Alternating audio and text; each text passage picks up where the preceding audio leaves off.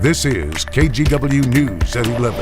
And we begin KGW News at 11 with the growing conflict in the Middle East. Several U.S. citizens have been confirmed dead following Saturday's surprise attack on Israel by the Palestinian militant group Hamas. Israeli airstrikes continue today all across Gaza in retaliation, and residents were moving quickly across the area searching for survivors. More than 700 people were killed in Israel on Saturday, a move the government is calling an act of war. Thank you for joining us tonight. I'm Tim Gordon. As violence rages thousands of miles away, there's support for both sides here in the U.S. Ashley Graham's talked with one man waiting to hear if his family survived the attacks. From Seattle, resistance is justified when people are occupied, to Los Angeles and New York City, many Americans are showing support for Israel or Palestine as intense violence overtakes the region. But in Portland, Oregon, we're waiting. We have nothing to do but wait. There's nothing we can do but wait. Joel Bainan and his family keep their phones close by, hoping his niece and her husband, who are in Israel, will call. And the kids made it out okay and have been evacuated, and we haven't heard anything about either my niece or her husband since then. Bainan says his niece, who is an American citizen, went into a shelter, and her husband went out to fight when Israel was attacked Saturday by Hamas fighters. If you attack unarmed civilians, that's a war crime. It's a war crime when the Palestinians do it, and it's a war crime when the Israelis do it. There's no difference there. Bainan was a professor of Middle East history at Stanford for 35 years, and he's concerned that violence will escalate in the next few days. I think it's very likely that there is going to be a bloodbath. Many thousands of Israel, really the whole country, are totally traumatized and demanding revenge. And the government is going to deliver it to them because otherwise it will lose its legitimacy. And Bainan knows that for his family, the outcome could be devastating. Even more so, I would like to see a fair and just and peaceful resolution to this conflict. Now, I did reach out to some Palestinian groups in Portland for their perspective. The Portland Party for Socialism and Liberation held a rally today supporting Palestine. In a statement, the group said in part, the actions of the resistance over the course of the last day is a morally and legally legitimate response to occupation. It was brought about by escalating Israeli oppression on numerous fronts. Tim? All right, Ashley, thanks for your reporting tonight. Well, we will bring you any new developments, both on air and online, KGW.com. And NBC's Jay Gray will have more in-depth coverage coming up in 10 minutes. Now, this just in, Portland police are investigating a fatal shooting in downtown this evening. Around 9:10 p.m., police got a call to the intersection of Southwest 5th Avenue and Washington Street. When officers arrived, they found a man who had been shot. They attempted life-saving measures before paramedics got there. The victim was taken to the hospital where he died. No arrests have been made. Surrounding streets in this area are going to be closed while police investigate. Anyone with information is asked to call Portland Police. Meanwhile, out at the coast, sheriff's deputies are investigating a wild crime spree that hit the Tillamook area earlier this morning. So far, 2 suspects have been taken into custody. It started shortly after 1 a.m. when several vehicles were broken into and one was stolen from a tow lot. Deputies say the stolen sedan you see here was used to crash through the front doors of the Tillamook Air Museum and into the lobby, doing major damage. A forklift was also stolen and used to damage another vehicle on the road leading to the museum. Investigators say the suspects also broke into the Stimson lumber offices nearby and damaged the inside of that building with an axe. One suspect, 28-year-old Taylor Holbert, was found sleeping near the stolen forklift incident. Deputies say the other suspect, 30-year-old Ryan Woods, walked into the Tillamook County Jail facility and started damaging things in the lobby before he was taken into custody. Investigators are asking anyone in the path of that crime spree to check security videos for anything connected to the crimes. And police are investigating a deadly crash that shut down part of Highway 47 in Forest Grove earlier today. The crash happened around noon at Southwest Spring Hill Road. Details are limited right now, but officials confirm a vehicle and a motorcycle were involved. We are expected to learn more on this crash sometime tomorrow. That section of Highway 47 back open tonight. A quick traffic reminder for anyone traveling on I-84 tonight. The interstate is closed in both directions near the I-205 interchange. The closure has been in place all weekend and will last until 5 tomorrow morning. This is for construction of a new light rail bridge as part of TriMet's Better Red project. It's extending the Max Red line to serve 10 more stations. You can check out the detour options on KGW.com.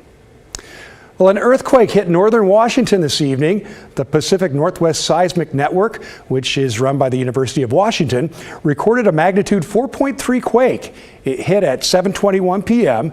The epicenter was located under Marrowstone Island, but the quake was felt all around Puget Sound. No injuries or damage have been reported. Our sister station in Seattle spoke with the Pacific Northwest Seismic Network about today's quake. I really see an earthquake like this as a wake-up call for all of us, a reminder that we live in earthquake country. Yeah, that's for sure. Officials say the shake alert system detected the quake, but determined that the strength of the shaking was too small for a public mobile alert to go out. All right, no shaking down here, but sunshine for sure. Boy, did it feel good while it lasted. Meteorologist Joe Ranieri joins us. Hey, from the Weather Center, Joe. We're looking at some changes, right? We are, and they're going to be right on our doorsteps tomorrow morning. But again, I think the timing is kind of backed off a little bit. Regardless, it's going to be a wet start out there to kick things off for your work week. Although I think most of the showers really won't start to move into the metro area until the end of your morning commute. As we put this into motion, it's going to be pretty wet and kind of windy along the Oregon coastline, basically from tomorrow morning all the way in the afternoon and evening. You can see on the timestamp there, tomorrow at 10 a.m. up and down the I-5 corridor throughout the valley will be dry, but again, I'd say between that window, late morning, early part of the afternoon is when those showers will start to move in, and it's pretty quick moving. We're going to be looking at maybe 1/10 of an inch of rain by late tomorrow afternoon. We'll start to see some drier weather, but our second round of rain arrives basically early Tuesday morning, and that second round for Tuesday could be producing some thunderstorms, and some of those thunderstorms could be carrying over into Wednesday as well. So rainfall amounts basically will be pretty heavy over the next couple of days, especially heading into Tuesday. Right now, we're seeing a temperature of 65 after a day of 81 earlier this afternoon, and I hate to say it, Tim, I think that could have been our last 80-degree day, at least for now. I think we probably won't chance to see that kind of warm weather move through until next spring. So time will tell, but I think looking at long-range models, we're kind of going to be done with that summer-like weather we've been having the last couple of days. I'll talk more about your detailed forecast a few minutes from now. Okay, thanks a lot, Joe. The memories that we made and the time that I got with my brother will be cherished for the rest of my life. Days after a Newburgh plane crash killed 2 people and injured a third, family members remembered one of those who died. They say the 20-year-old had many hobbies and big dreams. Thomas Schultz has the story. I love you, Baird, and I'll be back up in the clouds with you before you know it. A light extinguished too soon. Days ago, 20-year-old Barrett Bavacqua died in a plane crash. His family says Barrett was a Renaissance man. He loved to sing, cook, hunt. He pitched in the Little League World Series and played high school football. There were scholarships, athletic and academic. He always had to excel. And his biggest dream? Barrett wanted to fly since he was 2. Fly. He did. Into the hearts of hundreds who remembered him Sunday, training to be a commercial pilot at Horizon Air's Ascend Pilot Academy. Though on Tuesday, that dream led to tragedy. Barrett and 2 others boarded a plane. 30 minutes later, the Piper Seminole spiraled out of control, crashing into a Newburgh home. I never would have thought I would have to live a day without my brother, and a lifetime without him doesn't seem fair. Barrett and his flight instructor, 22-year-old Michele Cavallati, were killed. Federal transportation officials are investigating the cause of the crash. I'm struggling to understand how this is part of a bigger plan. As family and friends shed tears, they remembered Barrett, who loved long drives, good food, practical jokes. Those laughs didn't last long enough down here. Though up there, There's going to be a line of people greeting you. In Hillsborough, Thomas Schultz, KGW News. Such a shame, gone way too soon. Well, a Portland staple is closing its doors after 65 years. On Saturday, family, friends, and old customers gathered at Claudia's Sports Pub one last time. China Green caught up with the customers and the owner for the bittersweet goodbye. You know, this is not just a sports bar. This is a Portland institution. It's the end of an era. The people and camaraderie, you know, it's always a good place to come. And it's a shame that it's ending, but it's a nice way to end with all these people here. One of the city's oldest sports bars, Claudia's Sports Pub on Southeast Hawthorne, is closing for good. Saturday was the final celebration. It's sort of a show of respect for a place that's been a great watering hole for many, many years. Customers that I haven't seen for years have been coming in and saying hello and telling stories. Martin Spathis owns the bar. Very bittersweet, yeah. But it was his parents, Gene and Claudia, who opened the establishment 65 years ago. So this place isn't just a bar. For this family, it's their legacy. There's been a lot of memories made here.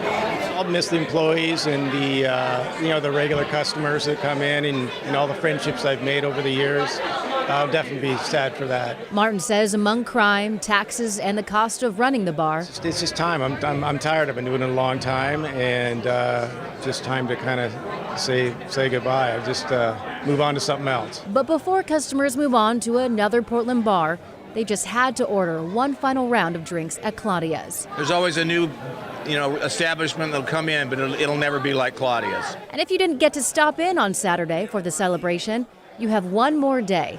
Last call for Claudia's will be Monday night. Sometimes you don't get to come in and say goodbye to people, so it was really nice to be able to come and do that today. In Portland, China Green, KGW News.